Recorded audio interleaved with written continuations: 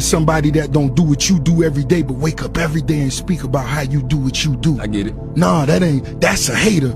It's hate. Yeah, I like to get that part of it out of the way, then, you know what I mean, to the studio. Because that's where everything happens. That's what creates the stars. You know what I mean, the work. Nothing else, the work.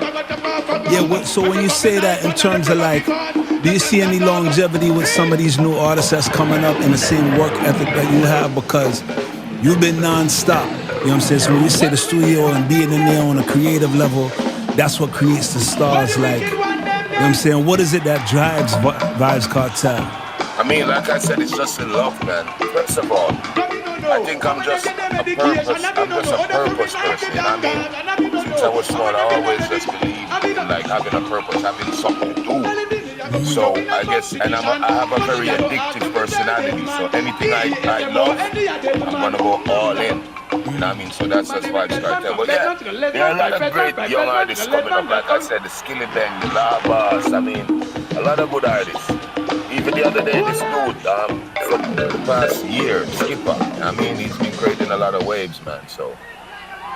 Yeah. But you know what, I like to, there's a mark I think you gotta pass, like I call it the 7-year mark. Like once you get over that mark in music, more often than not, you're on to legendary stuff. Got you. So once you pay a certain amount of dues and kind of just been in the jungle for real, you know, that's when your real strength start to show up. Yeah, you gotta pay the dues and you gotta put in the work. I mean, you can't just be in the industry 7 years with one song. I mean, you gotta be growing and building your fan base, changing your style, building your catalog. Once you can make it to that 7-year mark, you're good. I mean, you're supposed to have enough music to last a lifetime. True. So now, what's some enough of the hit songs, at least. Yeah, what's some of the things like in your years of expertise that you don't really like about the industry? Because you know, in the Caribbean, it's a little different in terms of like American artists that put out a single and then put out an album. You'll find Caribbean artists put out a single here, put out a single there. It's independent, dub place. Like, you know what I'm saying?